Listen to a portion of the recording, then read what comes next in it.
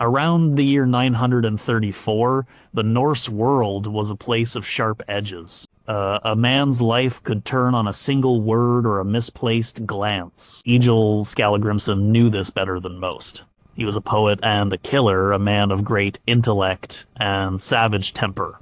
He found himself in Norway at a feast held by a man named Barder of Atloy. The feast was in honor of King Eric Bloodaxe and his formidable queen, Gunhild. Egil and the king had bad blood between them.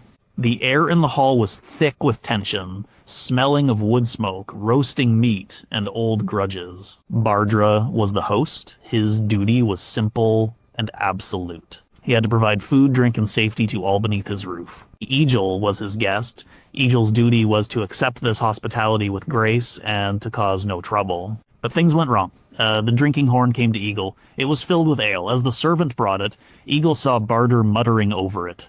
He was suspicious. He was a man who stayed alive by noticing small things. Egil drew his knife, not for a fight, but for a test. He pricked his own palm and smeared his blood onto the horn. Then he carved runes into it. This was not just superstition. It was a belief in power, a way to reveal truth. As he finished, he recited a verse. The horn shattered in his hands. The poisoned ale spilled onto the straw-covered floor, sizzling and smoking. The truth was out. Barder had tried to poison him. The host had tried to murder the guest. This was not just an attack on Egil. It was an attack on the very structure of their society. It was a violation so profound that it dissolved all other obligations. Egil was no longer a guest. Barder was no longer a host. He was a monster, a breaker of sacred trust. Egil stood up. He drew his sword. The men in the hall watched. They knew what was happening. They knew the rules. Egil walked straight to Barder, who sat near the king. He did not hesitate. He lunged forward and ran his sword through Barder's body, pinning him to the high seat post behind him. He killed him right there in front of the king and queen, and nobody stopped him. Nobody called it murder. They called it justice. King Eirik was furious, but he could do little. Even a king was bound by the rules. Egil had been a guest. His life had been threatened by his host. His violent response was not just his right, it was his duty. He had to answer the treachery. In that world, hospitality was not a matter of politeness. It was a covenant. Breaking it had consequences. The consequences were often swift, and they were always dire. Number 18, a host's first duty is to offer a drink. In the year 998, a man named Rafkinkle lived in the east of Iceland. He was a powerful chieftain, a Godi, who controlled a wide valley called Hrafnkelsdal. His farm was named Adalbol, and it was the center of power for the entire region. Rafkel was known for two things. He was a devout worshipper of the god Freyr, and he was a man of immense pride. His honor was everything to him.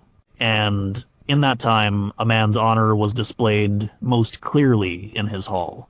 A Viking Age hall was more than a house. It was a public stage. Everything a man did there, especially as a host, was judged. When a traveler approached Adalbal, tired and cold from the journey, the first thing he would see was the longhouse, its turf walls thick, smoke curling from the vent in the roof. The first person he would meet would be a servant, or perhaps Hrafnkell himself standing at the door. And the first act of hospitality, the one that set the tone for everything else, was the offering of a drink. It did not matter if the drink was fine ale, thin mead, or just fresh milk. The act itself was the important part. It was a ritual. The host, or more often the lady of the house, the husfreyja, would present a drinking horn or a wooden cup. This simple gesture said many things at once. It said, "You are welcome here."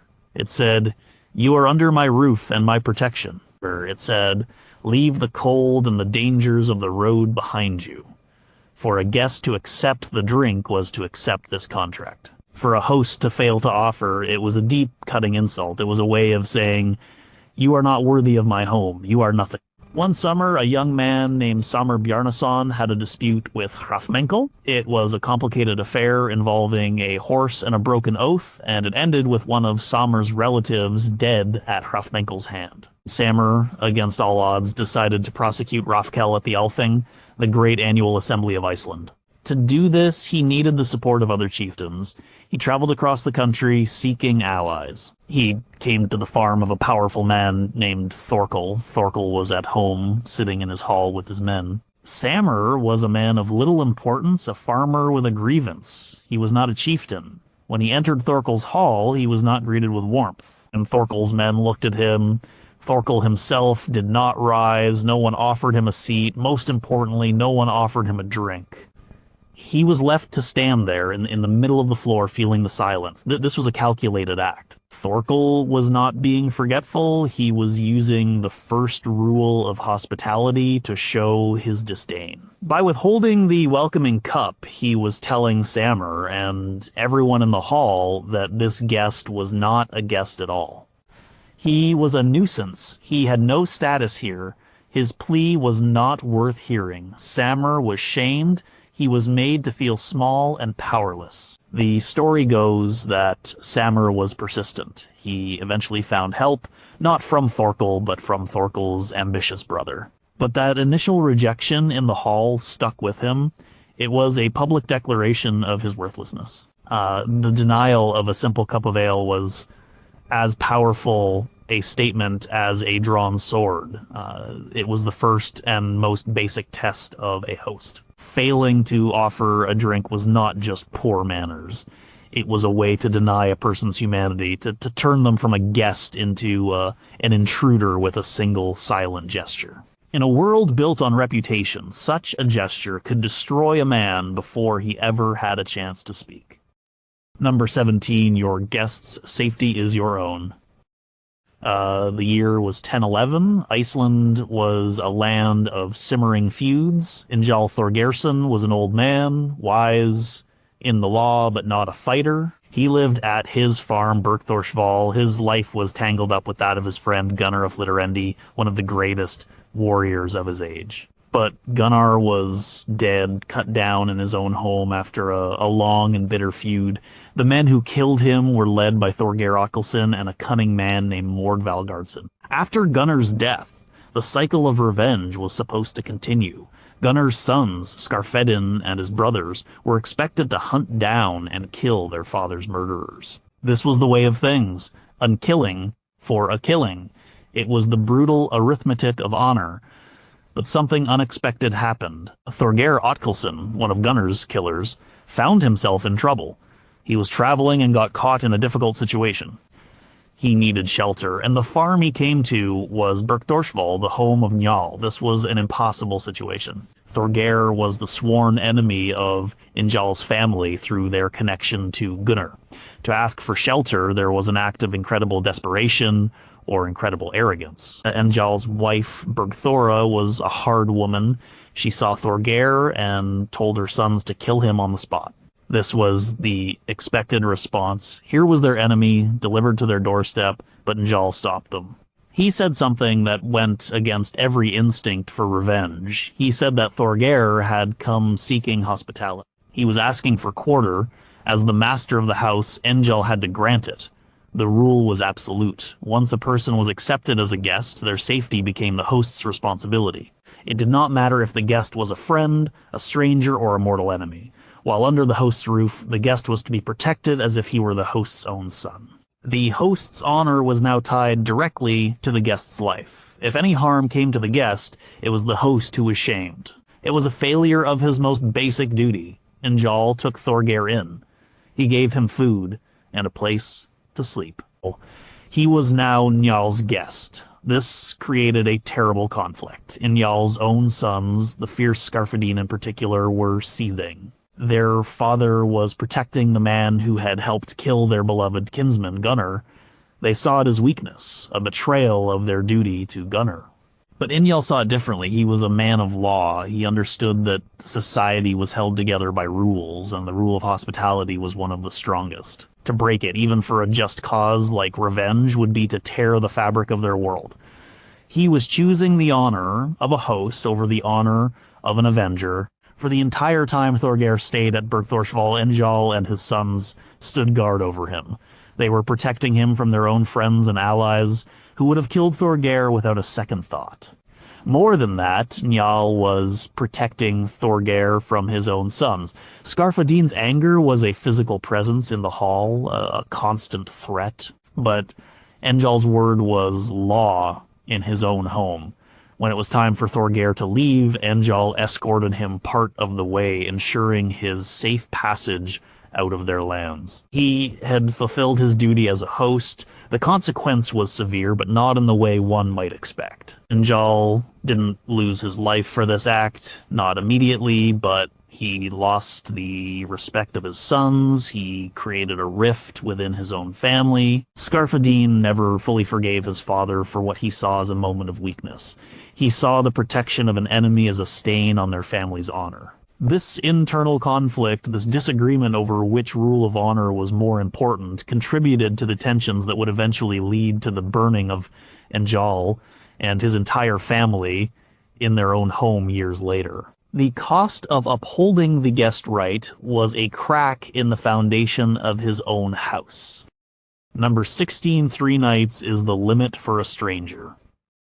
In the late 10th century, a Norwegian trader named Thorir the Merchant sailed his Nar, a sturdy cargo ship, to Iceland. He landed at a trading post on the southern coast. After his business was done, he had to wait for favorable winds to return home. Winter was approaching. He needed to find a place to stay. He was a stranger in this land, a man with no family to take him in. He had to rely on the kindness of others.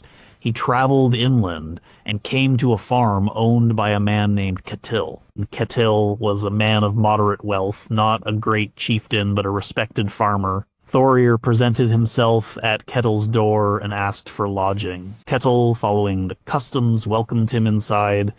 He was offered a drink, a seat by the fire, and a meal of dried fish and skyr, a type of yogurt. For the first night, Thorir was treated as an honored guest. He was given the best portion of food. He was asked for news from Norway about the king, the price of timber, the political gossip. His stories were his payment for the meal. He slept on a bench lined with furs, a comfortable spot near the warmth of the central hearth. The second night was much the same. He was still the guest, the outsider bringing a breath of the wider world into the isolated valley. He shared more stories, perhaps about his travels to England or the Baltic. The family listened, their faces lit by the flickering fire. The third night marked a subtle change. The questions were fewer. The sense of novelty was wearing off. He was still treated with respect, but he was becoming a familiar presence. He was still a guest, but the formal stage of his welcome was coming to an end. This was because of an unwritten but universally understood rule, the 3-night rule. For 3 nights, a traveler could expect hospitality without any obligation other than being a good guest. Yeah, he was a visitor outside the normal workings of the household, but on the morning of the 4th day, his status changed. He was no longer a guest. He was now considered part of the household. On that 4th morning, when Thorir woke, Ketil did not ask him for more stories. He handed him an axe. He pointed to the woodpile outside, which was running low. This was not an insult. It was not a bill for his lodging. It was a sign of acceptance. Ketil was saying, "You are now one of us. You share in our food and our warmth, so you must share in our work." The consequences of breaking this rule were social. If Thorir had refused, if he had insisted on continuing to be treated as a guest of honor, he would have committed a grave offense. He would be seen as a lazy parasite, a meal gapper. Ketil would have been within his rights to throw him out. To refuse to work was to refuse to belong. It was a rejection of the household itself. Thorir, being a man who understood the ways of the world, took the axe and went to work. He spent the day chopping wood. The next day he helped mend a fence. The day after he helped bring in the last of the hay from the fields. He ate with the family, but now he ate as one of them. Not as a special guest, he worked alongside Ketil's sons and farmhands. He ended up staying with Ketil for the entire winter, about 5 months. He was no longer Thorir the Merchant, a visitor from Norway. He was Thorir, a member of Ketil's household. He earned his keep through work. When spring came and the ice broke up, Ketil gave him provisions for his voyage home. Thorir in turn, gave Ketil a fine Norwegian whetstone, a valuable tool. They parted as friends, their relationship built not just on initial hospitality, but on a winter of shared labor. The three-night rule was the bridge between being a stranger and being a member of the community. It was a practical system that ensured a host was not taken advantage of, and that a traveler could find a place in society, even if only for a short time. Number 15, a gift for a gift keeps friendships strong. In the world of the Vikings, nothing was truly free. Every action created a debt, and every relationship was a series of exchanges. This was especially true of hospitality. While a host was obligated to provide for a guest, the guest had an obligation too. It was the principle of reciprocity, the idea that a gift demands a gift in return. This kept the wheels of society turning. A person who only took and never gave was a broken link in the chain, a person without honor. This principle is shown clearly in the life of Egil Skallagrimsson during his time in England around the year 937. He was serving as a mercenary in the army of the English king Athelstan. They fought a great battle at Brunanburh against a combined force of Scots and Norsemen from Dublin. Egil and his brother Thorolf fought fiercely in the front lines. Thorolf was killed, but Egil fought on, helping to secure a victory for Athelstan. After the battle, Athelstan held a great feast to celebrate. He also had to reward his warriors. This was a form of hospitality, a king acting as host to his army. But it was also a transaction. The warriors had given the king a gift, their fighting skill and their loyalty, sometimes even their lives. Now, the king had to give a gift in return. Athelstan called Egil forward. He knew Egil was grieving for his brother. He first offered him words of comfort, but words were not enough. An obligation had to be paid in treasure. The king presented Egil with a large chest filled with silver. It was the standard payment, the Wergild or man price, for his brother's death. This was the law. But Athelstan went further. He wanted to secure Egil's friendship and future service. He wanted to turn a mercenary relationship into a personal bond, so he gave him a personal gift. He took a gold ring from his own arm and gave it to Egil. Then he gave him 2 more large chests of silver and a fine cloak. This was more than just payment. It was a deliberate act of gift-giving designed to create a strong social bond. Egil, as the guest and recipient, was now in the king's debt. He was obligated not just by a contract, but by honor. He had accepted the king's gifts, and now he owed the king his loyalty. The sagas tell us Egil composed a long and elaborate poem, a drapa, in praise of King Athelstan. This poem was Egil's gift in return. He gave the king fame and a legacy that would be remembered for generations. And silver can be spent, but a great poem lasts forever. The consequences of breaking this cycle were serious. A host who was stingy, who did not give good gifts to his guests, earned a reputation for being cheap and dishonorable. Powerful men would not want to be his allies, a guest who did not show gratitude, who did not offer a gift in return, be it a physical object, a service, a poem, or even just useful news, was considered a person of low character. He was a user, a person who did not understand how society worked. Such a person would find it hard to get help or hospitality in the future. Word traveled fast. A man who failed to reciprocate a gift was shaming himself and insulting his host. It was a quiet way of starting a feud, a social slight that could fester and turn into open conflict later on. The exchange of gifts was the glue that held alliances together, from the bond between a king and his warrior to that between a farmer and a traveling merchant. Number 14, refusing a drink is a declaration of war.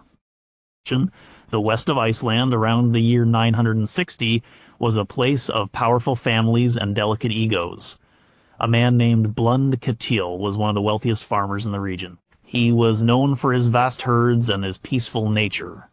But he had a neighbor, a chieftain named Heinse Thorir, or Hen Thorir, a nickname he earned for his early wealth in selling poultry. Thorir was notoriously stingy and ill-tempered. That year, the winter was unusually harsh. Hay was scarce. Many farmers faced the prospect of their livestock starving. Blundkettil had a good supply of hay, more than he needed for his own animals.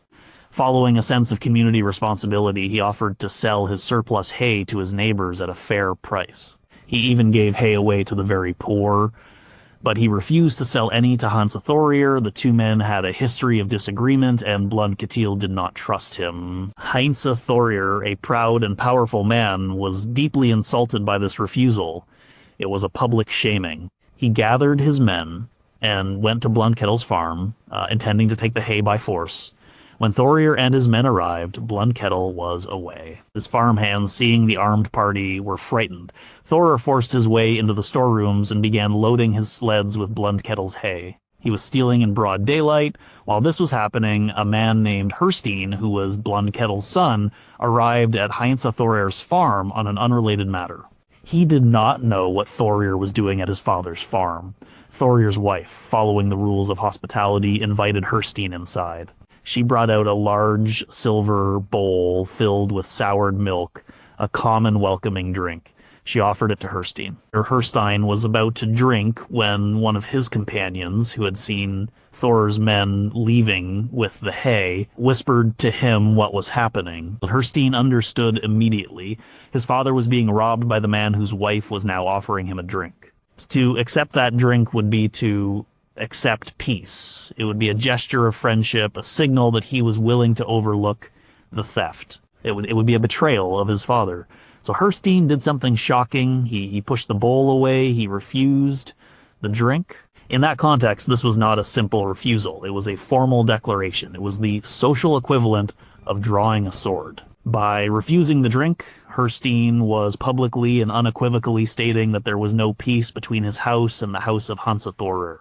He was rejecting the offer of hospitality because his host was, at that very moment, acting as an enemy. He was choosing his family's honor over the politeness of a guest. The consequence was immediate. The friendly atmosphere vanished. Thorir's wife understood the meaning of the gesture. Herstein and his men left immediately. The lines had been drawn. There was no longer any room for negotiation or compromise. The refusal of the drink was the point of no return. This single act escalated the conflict from a dispute over hay into a full-blown blood feud. When Blundkettil returned and found out what had happened, he saw Herstein's refusal of the drink as the correct and honorable response. The conflict grew. Blundkettil and his men later attacked Hansa Thorir's farm, setting fire to the buildings. Hansa Thorir was trapped inside and burned to death. This, in turn, led to a massive legal case at the Althing and a battle between the allies of both sides. The entire region was plunged into violence. It all started with a theft of hay, but it was ignited into a deadly feud by a single powerful gesture, the refusal of a welcoming drink. Number 13, seating reflects your worth. In the year 874, a Norwegian chieftain named Ingolf Arnarson became the first permanent Norse settler in Iceland. He established his farm where Reykjavik now stands. As more settlers arrived, they brought with them the social structures of Norway. Central to this was the longhouse, and central to the longhouse was the seating arrangement, where a man sat at a feast was a public statement of his importance. The layout of a longhouse was standardized. A long fire pit ran down the center. On either side were raised wooden platforms or benches where people sat, worked, and slept. The most important area was the middle of the hall. The host, the master of the house, sat in the center of one of the long benches. This was the high seat. Across the fire from him was the second high seat, reserved for the most honored guest. The further you sat from the high seat, the less important you were. The host's family and his most trusted warriors sat closest to him. Further down were the less important freemen, the farmhands, and at the very end, near the door where the cold drafts blew in, sat the servants and slaves. This was the visible hierarchy of their world. Your seat was your rank. A famous story from the sagas illustrates the danger of disrespecting this order. A poor Icelander named Thorstein the Staff-Struck was working as a hired hand for a farmer named Bjarni of Hof. One day, Bjarni was holding a feast. His hall was full of important guests. Thorstein, as a man of low rank, was supposed to sit on the outer benches near the door. But Thorstein was a proud man. He felt he was better than his station. During the feast, he got into an argument with another of Bjarni's men, a foreman named Thorin. Thorin insulted Thorstein. In response, Thorstein did something unthinkable. He walked up to the high seat bench where the important men were sitting and struck Thorin with a piece of wood. The act of violence was bad enough, but where it happened was worse. He had brought a lowly quarrel from the outer benches into the sacred space of the high seat. He had disrespected the host, the honored guests, and the entire social order of the hall. It was a profound breach of etiquette. The consequence was immediate. Bjarni, the host, was furious. His feast had been disrupted, and his authority challenged. He had a duty to maintain order in his own hall. He couldn't let such an insult pass. He grabbed a weapon and went after Thorstein. And Thorstein fled the hall and became an outcast. But the story didn't end there. Bjarni felt his honor had been so badly stained by the incident that he had to pursue Thorstein. The fight over a seat at a feast turned into a personal feud. Bjarni hunted Thorstein, intending to kill him. This pursuit became a famous tale, with several confrontations and narrow escapes. Ultimately, the conflict was resolved through a duel and later through legal settlement.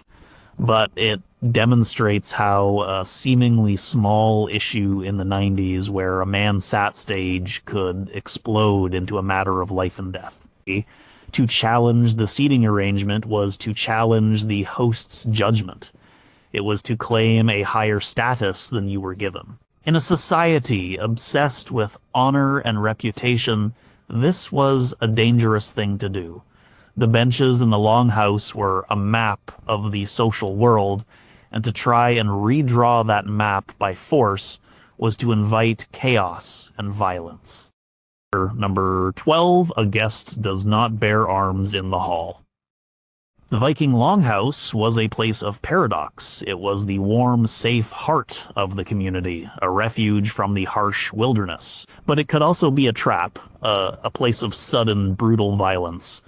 To manage this tension, a strict rule developed: guests were expected to leave their weapons at the door. When a traveler arrived at a farmstead in the 10th century, he would be carrying, at a minimum, a spear, a shield, and a large axe or a sword. These were the tools of his trade and his primary means of self-defense on the open road. But to bring them into a host's hall was a sign of deep distrust. It was like saying, "I do not believe I am safe in your home." This was a grave insult to the host, who was duty-bound to protect his guests. The custom was for the guest to lean his spear and shield against the outer wall of the house. His sword or axe would be taken by the host or a servant and stored in a safe place. The guest would enter the hall armed only with a small knife, a seax, which was an all-purpose tool for eating and daily tasks. This act of disarmament was a physical demonstration of trust. The guest placed his life in the host's hands. The host, by accepting the weapons, accepted the responsibility for that life. The consequences of breaking this rule were severe because it meant the guest was premeditating trouble. The saga of Grettir the Strong contains a chilling example. Grettir was a famous Icelandic outlaw, a man of immense strength and difficult temperament. Many enemies. One Yule, he was staying as a guest at a farm. He knew that some of his enemies, led by a man named Thorbjorn Engel, were in the area. Despite the risk, Grettir followed the custom. He left his weapons, including his prized short sword, outside the main room where the feast was being held. He trusted his host to maintain the peace of the festival, but Thorbjorn Engel and his men had no respect for the rules. They burst into the hall, fully armed. They had not entered as guests, but as attackers. The host was powerless to stop them. The other guests, also unarmed, could do nothing. Grettir was caught. He had followed the rules of hospitality, but his enemies had not. They attacked him, and though he fought back fiercely with a burning log from the fire, he was at a huge disadvantage. This incident shows the double-edged nature of the rule. Following it made you vulnerable, but not following it made you an aggressor. A man who refused to give up his weapons at the door would likely be denied entry. He would be seen as a man with bad intentions. Consider a different scenario. A chieftain named Snorri Godi, a cunning political operator, invited a rival chieftain, Arnkell, to a feast. Both men were powerful, and had reasons to distrust each other. When Arnkel and his men arrived, they left their shields and spears outside. But they kept their swords. This was a major statement. By bringing swords into the hall, they were signaling that they did not fully trust Snorri. And it was a calculated risk. Snorri, as the host, could have taken this as an insult and thrown them out. But he was just as cunning. He allowed them to enter armed. He acted as if he did not notice the breach of custom. But everyone in the hall saw it. The tension was immense. The feast proceeded, but it was not a friendly gathering. It was a standoff. No violence erupted that day, but the refusal to disarm meant that the possibility of peace between the two men was gone. The trust was broken. The formal rejection of this rule bringing a sword to the feast was a clear sign that a feud was about to turn hot. Number 11, the host's food is not to be questioned. Hospitality was a measure of a man's honor and wealth. A great chieftain could host a feast with huge sides of roasted pork, fresh fish, and strong ale flowing freely. His generosity would be spoken of across the land. But not everyone was a great chieftain. Most people were simple farmers. Their ability to be hospitable was limited by their resources, especially during the long, hard winters. For them, hospitality was not about lavish displays. It was about sharing what little they had. In this context, another crucial rule emerged: a guest must accept what is offered, without complaint or question. To refuse food, or worse, to mock it, was not a reflection on the food itself. It was a direct attack on the host's honor and dignity. It was a way of saying, what you offer is not good enough for me. Therefore, you are not good enough for me. Imagine a traveler, let's call him Einar, journeying through the Icelandic highlands in the early 11th century. A sudden blizzard descends and he is forced to seek shelter at a small, isolated farm. The family who lives there is poor. Their livestock is thin. Their stores for the winter are dangerously low. When Einar arrives, they know they must take him in. To turn him away in a storm would be unthinkable, a crime against both man and gods. The farmer, whose name is Bjorn, invites him in. The farmhouse is small, dark, and smoky. There is no fine ale, only a cup of clean water from a nearby spring. For dinner, the farmer's wife brings out the family's meal.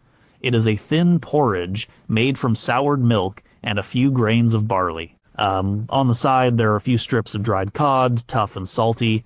This is all they have. Bjorn, as the host, offers the first and best portion to Einar. He does this even though it means his own children will eat less. His duty as a host requires him to honor his guest regardless of his own poverty. Now, Einar has a choice. He might be a wealthy man himself, used to much better food. He could turn up his nose at the meager meal. He could make a comment about the tough fish or the bland porridge. If he did this, he would be committing a terrible offense. He would be shaming Bjorn in front of his own family. He would be repaying an act of life, saving kindness with an act of cruel arrogance. The consequence for such an act would not be a legal one. Bjorn would not be able to sue Einar at the Althing for being rude. The consequence would be social and immediate. Bjorn, though a poor man, still has his honor. An insult this deep could not be ignored. He would be forced to respond. At best, he would throw Einar back out into the storm, choosing to risk being called an oathbreaker rather than live with the shame. At worst, his anger and humiliation could drive him to violence. He might grab a wood axe and attack Einar, and many people, hearing the story later, would say he was justified. The guest had broken the peace. But if Einar is a man of sense and honor, he accepts the food with gratitude. He eats it without complaint. He thanks the farmer's wife for the meal. He understands that he is not just eating porridge. He is accepting a gift of survival. He is honoring the sacrifice his host has made. By doing so, he preserves the host's dignity and his own reputation as a good guest. The next morning, the storm has passed. When Einar leaves, he might give the farmer a small silver coin, not as payment, but as a reciprocal gift. The relationship ends with mutual respect. The unspoken rule about accepting what is offered was a way to level the playing field. It made it possible for the poor to be just as honorable in their hospitality as the rich. Number 10. A host's quarrels are not the guests'. The Viking world was a web of interlocking feuds and alliances. Nearly every family had an ongoing dispute with another. A man might be on friendly terms with his neighbor to the east, but in a state of blood feud with his neighbor to the west. This made travel and social interaction incredibly complex. A guest in a man's home had to navigate these local politics carefully. A fundamental rule for a guest was to remain neutral in the host's conflicts. A guest was a temporary visitor, an outsider. To take sides in a local dispute was to overstep one's bounds. It was a violation of the guest's status and a dangerous move that could drag the guest into a conflict that was not his own. Consider the story of Kjartan Olafsson, one of the great heroes of the Laxdæla saga. In the early 1000s, Kjartan was in Norway at the court of King Olaf Tryggvason. While there, he became rivals with a man named Bolli Thorleiksson, who was his cousin and childhood friend. Their rivalry was over women, honor, and the king's favor. When Kjartan returned to Iceland, the tension with Bolli was high. Kjartan was now the host at his family farm of Jardarholt. He held a great feast and invited many people. One of his guests was a Norwegian ship captain named Kalf Asgeirsson. Kalf was a friend of Kjartan, but he was just a visitor in Iceland. He had no part in the local politics or the simmering feud between Kjartan and Bolli. During the feast, Kjartan, in a moment of pride and anger, decided to humiliate Bolli. He announced that he was placing Bolli and his wife under a form of house arrest. He forbade them from leaving their farm and forbade anyone from trading with them. This was a major provocation, a public shaming of a powerful man. Kalf, the Norwegian guest, was present for this declaration. He saw the anger it caused. As Kjartan's guest, he was expected to support his host, but the rule of guest neutrality was also in play. Kalf was in a difficult position. He was not an Icelander. This was not his fight. A few days later, Kjartan decided to enforce his blockade of Bolli's farm. He asked his men and his guests to ride with him. He asked Kalf to join the party. Kalf refused. He told Kjartan that he was a guest in the country and would not take part in the quarrels of the local people. He said it was not his place. This was a very correct and wise decision. By refusing, Kalf was upholding the rule. He was respecting his status as an outsider. Kjartan was angry. He saw Kalf's refusal as a lack of loyalty. He accused Kalf of being a coward. The friendship between them was damaged. This was the immediate consequence. For Kalf, he angered his host. But the long-term consequences of getting involved would have been far worse. If Kalf had ridden with Kjartan against Bolli, he would have ceased to be a neutral guest. He would have become an active participant in the feud. He would have made an enemy of Bolli and his powerful family. His ship, his goods, and his own life would have been at risk. He could have been legally prosecuted or attacked. By maintaining his neutrality, Kalf may have lost Kjartan's immediate favor, but he saved himself from being entangled in a deadly Icelandic blood feud. The rule was a shield for travelers. It allowed them to accept hospitality from one man without automatically becoming the enemy of that man's enemies. Number 9, to harm a guest is to become a monster. Of all the rules of hospitality, the most sacred, the one whose violation was seen as the most depraved, was the protection of the guest's life. A host who harmed or killed his own guest was considered to have committed an act so foul that it placed him outside the bounds of human society. Such a man was not just a killer, he was a Niddinger, a word that meant a villain, a person of ultimate shame and worthlessness. This was a deeper crime than an ordinary killing. A killing in a fair fight or as part of a blood feud could be an honorable act. It could be settled with payment, the Wargild, but murdering a guest, especially one who was sleeping under your roof, was a secret, treacherous act. It was a complete betrayal of trust. There was no honor in it, and often no amount of money could settle the debt. The perpetrator became a social pariah. In the Eyrbyggja saga, a complex tale from the Snæfellsnes Peninsula in western Iceland, there is a story about a man named Thorir Lame-Leg. Around the year 985, a group of men led by a man named Ulfar came to Thorir's farm. They were pursuing an enemy. Ulfar asked Thorir to join them in their attack. Thorir refused. Ulfar and his men were angry, and they killed some of Thorir's sheep before they left. Later that winter, Ulfar was traveling and was caught in a snowstorm. He was forced to seek shelter at the nearest farm, which happened to be the home of Thorir Lameleg, and Thorir was now in a difficult position. Here was the man who had insulted him and killed his livestock, now asking for help. The rules of hospitality, however, were clear. The storm overrode the feud. Thorir had to take Ulfar in. Thorir welcomed Ulfar into his home. He gave him dry clothes and food.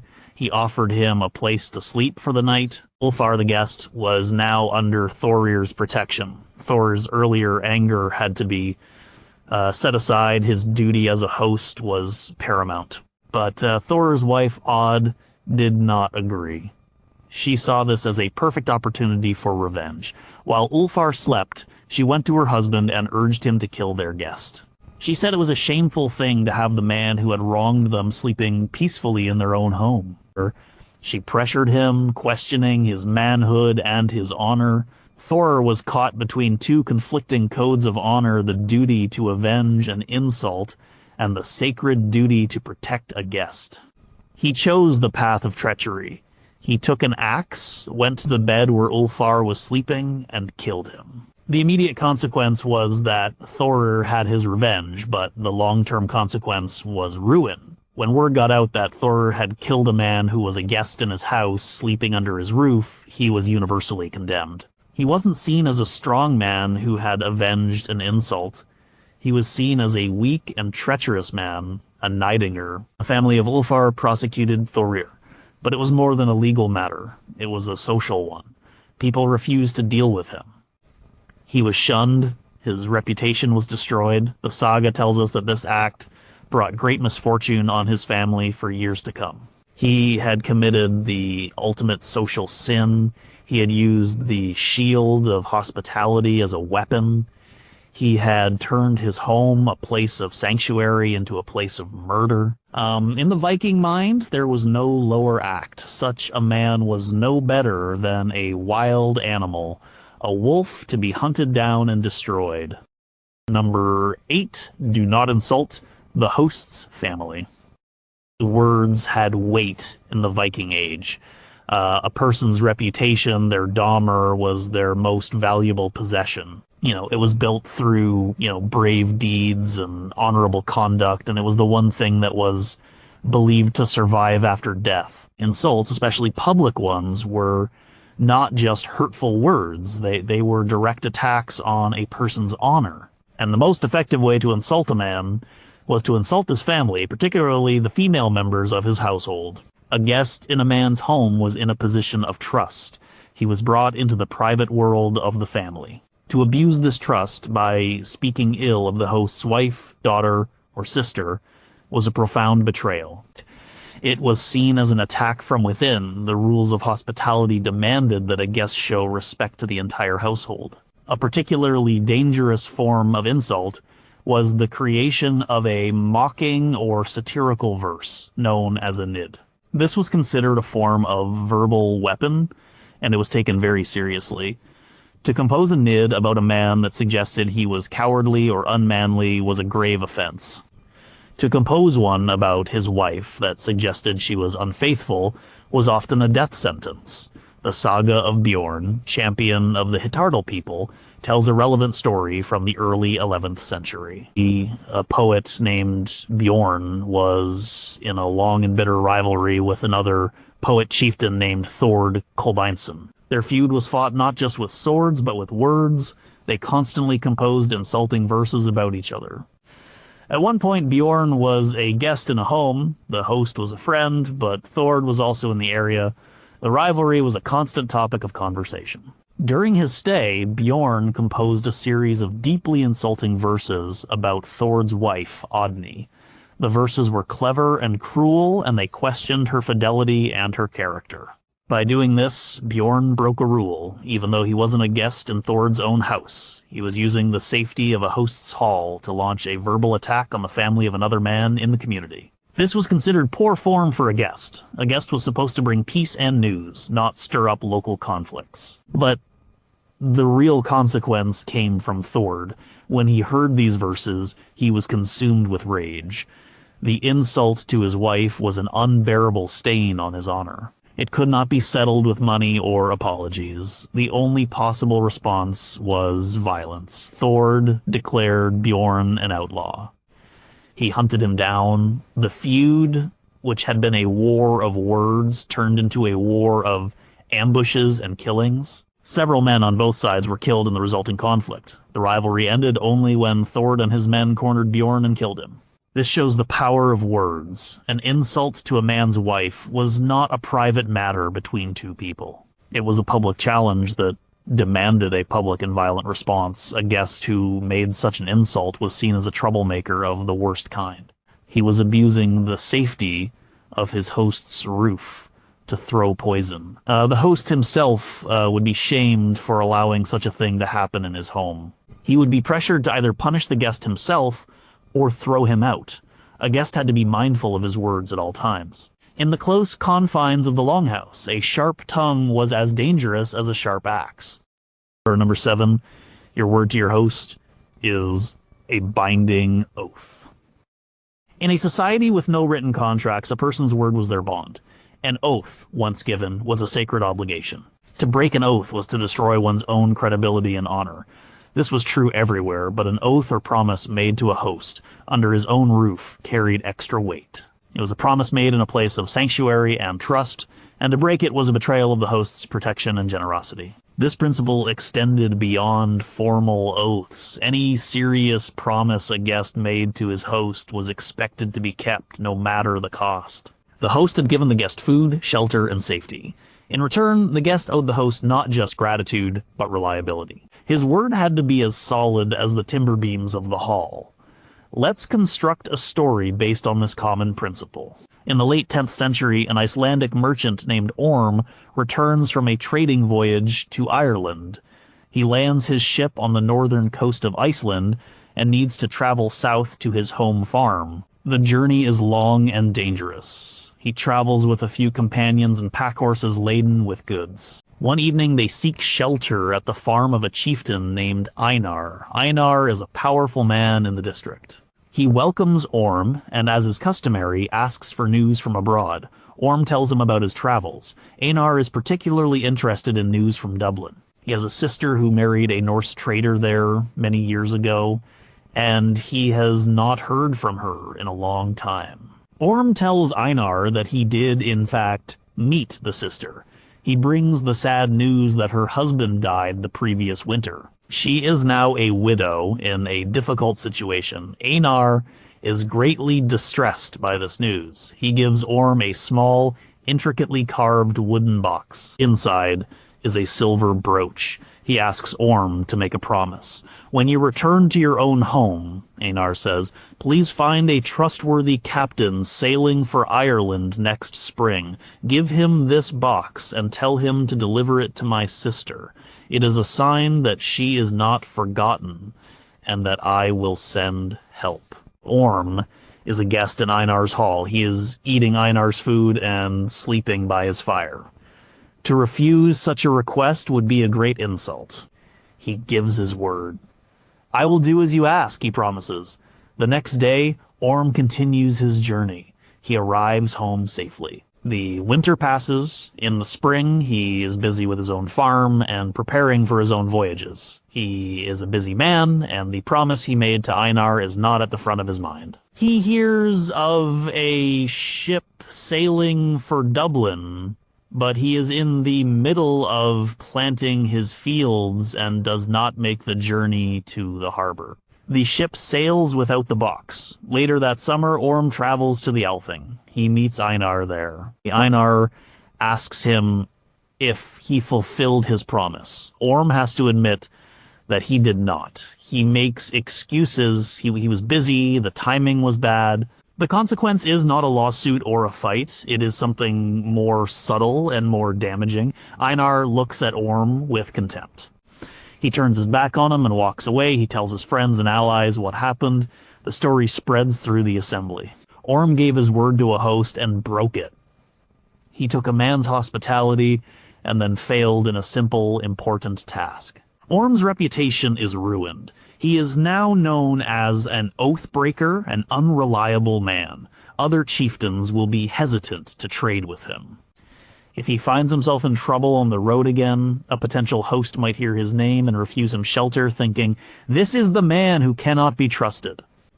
He broke a promise made under the sanctity of the guest, right? And in doing so, he destroyed his own good name. The silver brooch never reached the sister in Dublin, and Orm learned that the cost of a broken promise was a lifetime of mistrust. Number 6. The parting gift seals the bond. Inhospitality was a two-part act. It began with the welcome, the drink, the meal, the safe lodging. It ended with the departure. A good host did not simply let his guest walk out the door in the morning.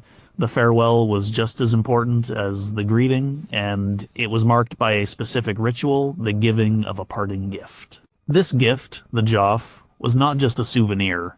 It was a physical symbol of the bond that had been formed between host and guest. Its value depended on the status of the two people involved. A king might give a loyal warrior a sword with a gold inlaid hilt. A farmer might give a traveling friend a side of dried meat and a new pair of shoes for the road.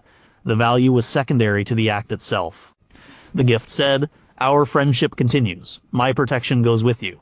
The sagas are filled with examples of kings and chieftains cementing their alliances through the exchange of magnificent gifts. King Harald Hardrada of Norway, who reigned in the mid-11th century, was famous for his generosity to the Icelandic poets and warriors who visited his court. He knew that giving a man a fine sword or a gold ring did more than just reward him. It created a personal obligation of loyalty that was stronger than any formal oath. The man would carry that gift for the rest of his life, a constant physical reminder of the king's favor and his own duty. But the rule was just as important for ordinary people. Consider a skald, a poet named Halli. He spends a winter at the farm of a moderately wealthy Icelandic farmer named Thorstein. Halli is not a warrior or a rich merchant. His only real skill is his poetry. Throughout the winter, he entertains the household with stories and poems. He is a good guest. He contributes what he can. When spring arrives, it is time for Halli to leave. Thorstein, the host, has a duty to give him a parting gift. This is a crucial moment. If Thorstein gives him a poor gift, or no gift at all, it would be an insult. It would mean that he did not value Halli's company or his poetry. It would be a sour end to their relationship. Thorstein is not a rich man, but he is an honorable one. He knows he must give a gift that is appropriate. He cannot give a sword or a gold ring, but he can give something of value from his own life. He presents Halli with a new wool cloak, woven by his wife. It is warm, sturdy, and well made.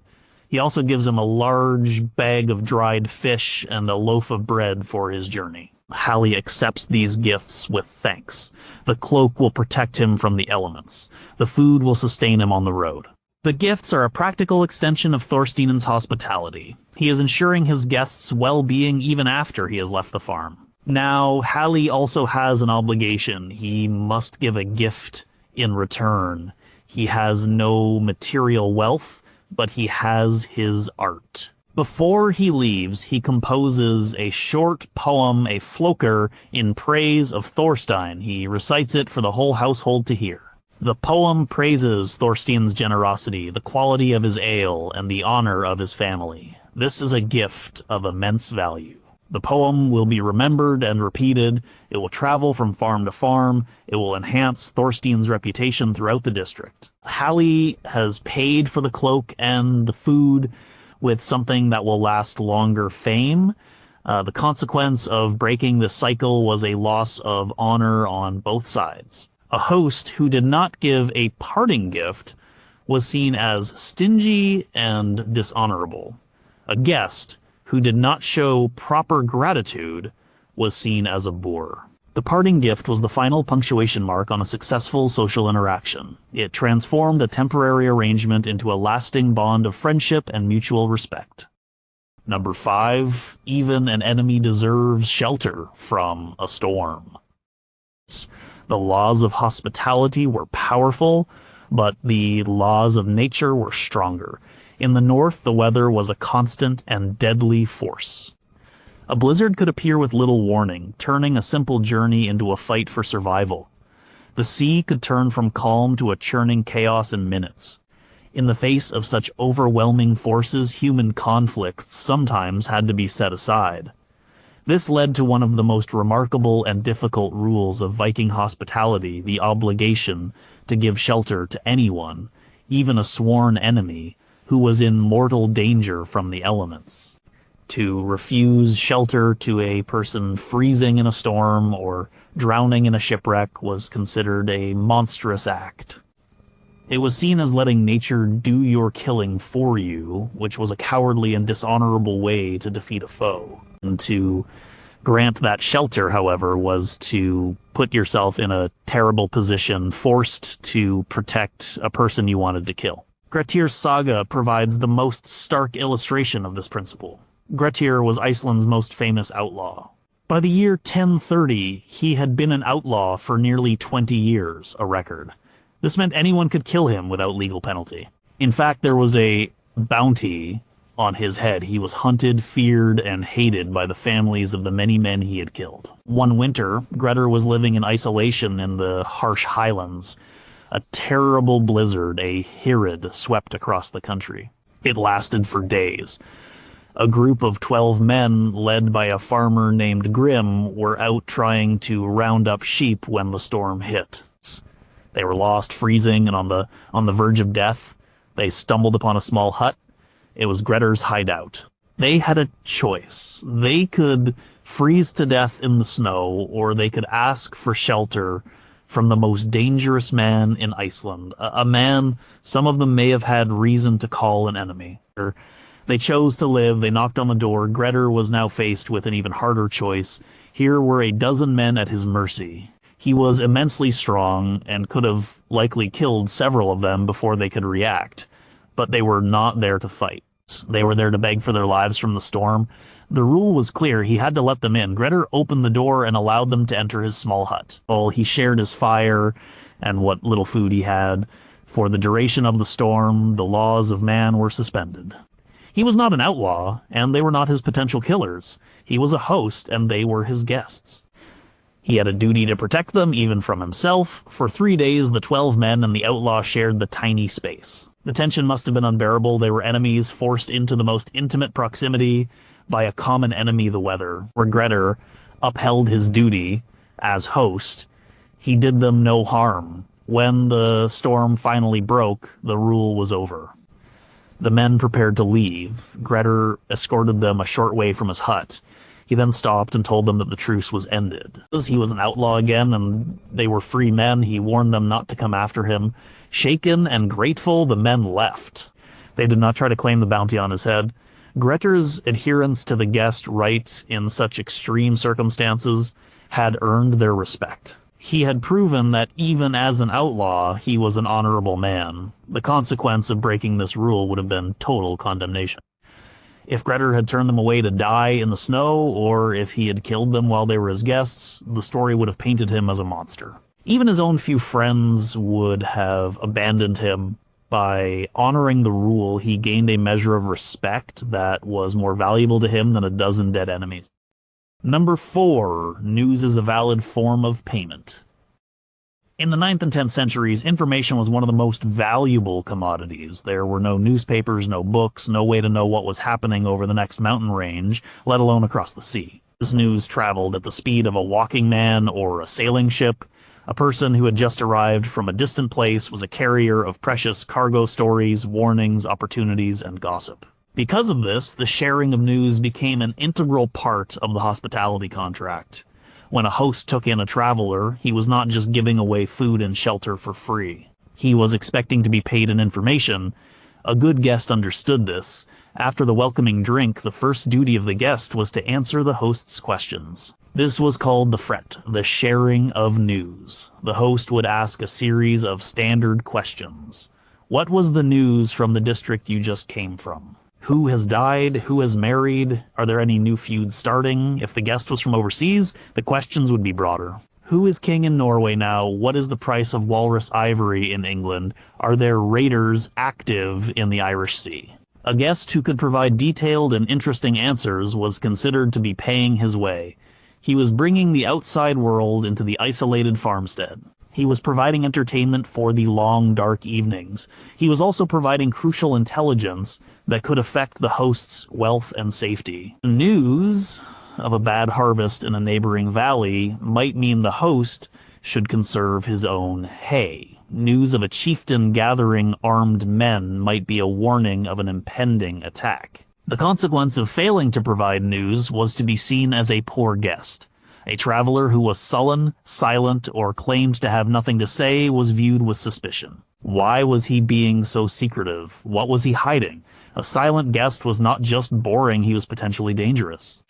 He was not fulfilling his side of the bargain. Consider a merchant ship arriving in Iceland from Greenland in the year 995. The captain, Herjolf, and his crew would be the first people to arrive from the Greenland colony in over a year. As they came ashore and sought lodging at local farms, they would be treated like celebrities.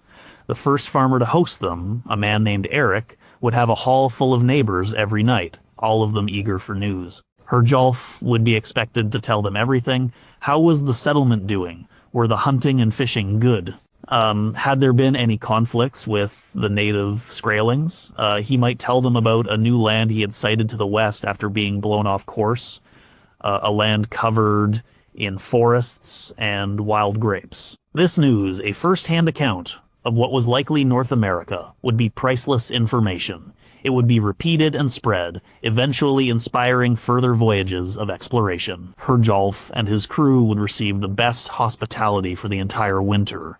They would be well fed and housed, all in exchange for their stories. If, on the other hand, Herjolf had been tight-lipped and refused to share what he had seen, he would have been seen as a fool and an ingrate.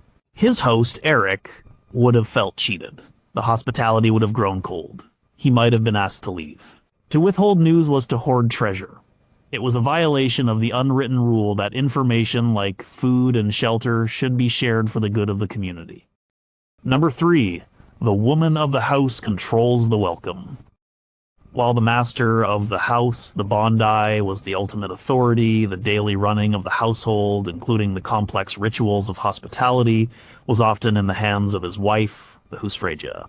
She was not a servant. She was the mistress of the longhouse, the keeper of the keys to the storerooms, and the guardian of the family's domestic honor. Her role in welcoming a guest was crucial and powerful. It was typically the husfreyja who formally greeted a guest. She was the one who would offer the welcoming horn of ale. This was not a subservient role. It was a position of authority, and her judgment of the guest mattered. If she took a dislike to a visitor or sensed he was a person of bad character, she could subtly or openly undermine his welcome. The saga of Burnt Njal provides a clear example of this power dynamic. Njal was married to Bergthora, a woman of immense pride and fierce loyalty to her kin.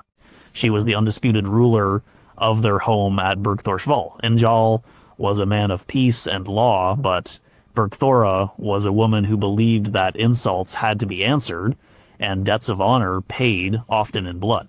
At one point, a woman named Hallgerd was a guest in their home. Hallgerd was famously beautiful, but also arrogant, greedy, and a notorious troublemaker. She was married to Gunnar of Flitterendi, Njal's best friend. The two families were supposed to be close allies. During a feast at Bergthorsvoll, Hallgerd and Bergthora had a sharp exchange of words. They insulted each other's husbands and families. This was a grave breach of etiquette on both sides, but Hallgerd was the guest and Bergthora was the hostess. Bergthora, as the husfreyja, felt that Hallgerd had fundamentally disrespected her home and her position. From that moment on, the welcome for Hallgerd was gone. Bergthora made it clear, through her actions and her words, that Hallgerd was no longer a welcome guest. This created a terrible tension. Njal and Gunnar wanted to remain friends, but their wives were now bitter enemies. The consequence of this failed hospitality, sparked by the conflict between the two women, was catastrophic. Bergthora, acting on her own authority within the household, began a private feud with Hallgerd. She had one of Hallgerd's servants killed. Hallgerd retaliated by having one of Bergthora's servants killed.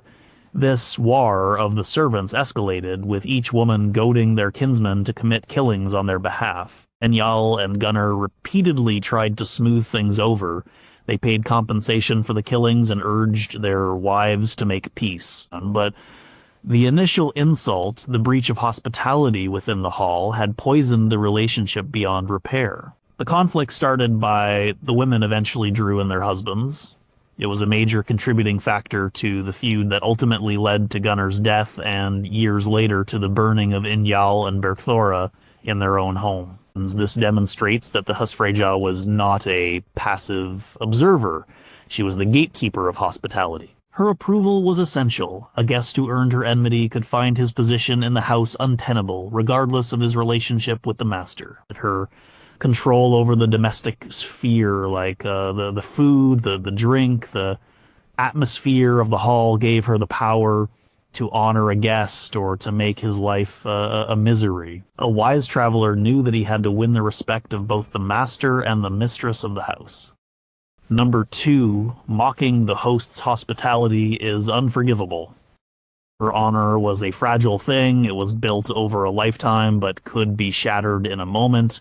For a host, honor was tied directly to his ability to provide for his guests. An act of hospitality was an act of putting one's own reputation on display. The host was saying, "This is the best I can offer. This is a measure of my wealth and my standing."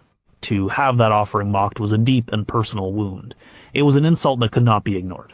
This was especially true when there was a significant difference in status between the host and the guest. If a powerful chieftain was a guest at the home of a simple farmer, the farmer would do everything in his power to provide a worthy welcome. He might slaughter his only pig, or serve the ale he was saving for a special occasion. This was a great sacrifice. If the chieftain then mocked the simple meal or the small, smoky hall, he was not just being rude, he was crushing the farmer's dignity. He was using his power to humiliate a man who was showing him honor. A story that captures this dynamic comes from the Orkneyinga saga, which tells the history of the Earls of Orkney. Around 1150, a man named Svein Aslifarsson was one of the most powerful Vikings of his time. He was a great warrior and raider. One winter, he and his men were sailing near the Hebrides and were caught in a storm.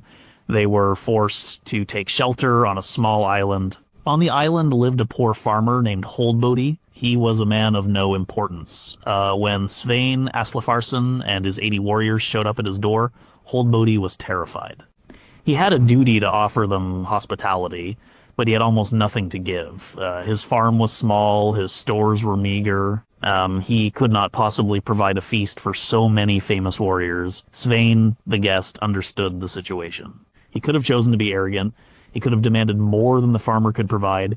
He could have mocked the farmer's poverty. This would have been the act of a bully. Instead, Svein behaved with honor. He told Holdbody not to worry. He and his men would provide for themselves. They went out and managed to hunt some seals. They brought the meat back to the farm. They did not take over the man's house.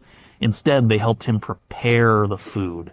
Svein, the great Viking chieftain, sat in the poor farmer's home and ate roasted seal meat, treating his host with the utmost respect. He did not complain about the cramped quarters or the lack of ale.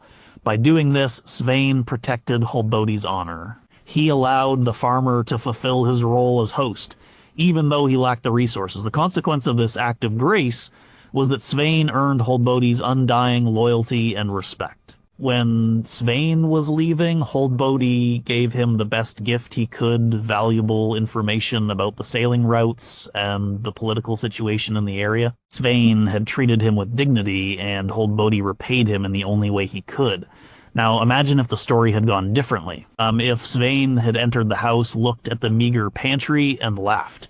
If he had called Holdbody a worthless peasant. Holdbody would have been utterly shamed. He would have had no recourse. He could not fight a man like Svein. But he would have harbored a deep and bitter hatred. And in the Viking world, even a poor man's hatred could be dangerous. He might seek revenge later, perhaps by spreading a rumor that damaged Svein's reputation, or by betraying him to his enemies. Mocking a host's hospitality was a fool's game. It created an enemy for no reason, and marked the guest as a person of arrogance and low character. Number 1. The first rule of hospitality is that it ends. All things have a season. Hospitality, for all its sacred importance, was not a permanent state. It was a temporary suspension of the normal rules of the world, a safe harbor in a storm. But the storm always passes, and the ship must eventually sail on. The final and perhaps most complex rule was that the guest had a duty to recognize when his welcome was over and to leave. To overstay one's welcome was a serious social error. It put the host in an awkward position. The host had a duty to provide, but this duty was not infinite. A guest who lingered for weeks or months after his business was concluded, who did not move on, transformed from a welcome visitor into a burden. He was consuming the host's resources, taking up space, and straining the goodwill that had been extended to him. This was different from the 3-night rule, which governed the transition from guest to household member. This was about a guest who simply would not leave. The sagas are full of characters who spend a winter at a friend's or kinsman's farm. This was a common and accepted practice, but it was always for a defined period, the winter. When spring came, it was time to go. The story of Hrafnkel Freysgodi, the proud chieftain from the east of Iceland, shows the finality of hospitality. After Samur Bjarnason successfully prosecuted him and had him driven from his lands, Hrafnkel was left with nothing. He was forced to build a new life in a different valley. For a time, he was a man without a home, a man who had to rely on the hospitality of others. But Hrafnkel was a man of immense pride and ambition. He would not remain independent for long. He worked hard, built a new farm, and slowly regained his wealth and influence. He never forgot the humiliation of his downfall. Years later, around 955, Hrafnkel was once again the most powerful man in his new district. He had rebuilt his honor. He decided it was time for revenge. He gathered his men and rode back to his old valley. He came to the farm of Lagerus, where Samur, the man who had defeated him, now lived.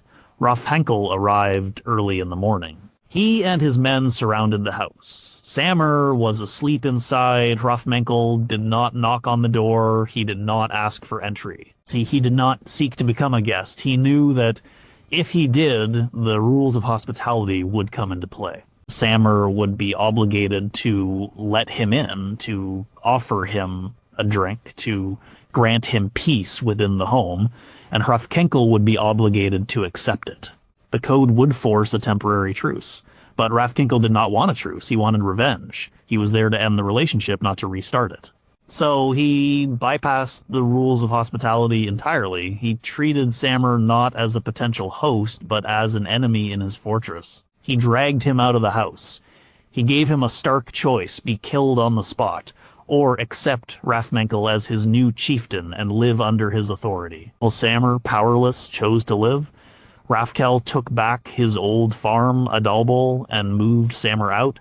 This final, brutal act shows the ultimate limit of hospitality. It is a set of rules for times of peace, however temporary. It governs how people interact when they are not actively trying to kill each other. When a guest overstays his welcome, he is testing the limits of that peace. When a man like Hrafnkel arrives at his enemy's door with a sword in his hand and violence in his heart, he is declaring that the time for hospitality is over. The rules no longer apply. The guest right is a sacred and powerful thing, but it can be nullified. And when it is, the only rule that remains is the rule of the stronger arm and the sharper sword. The welcome has a beginning, a middle, and a necessary end. Recognizing that end was the last and most important duty of any guest.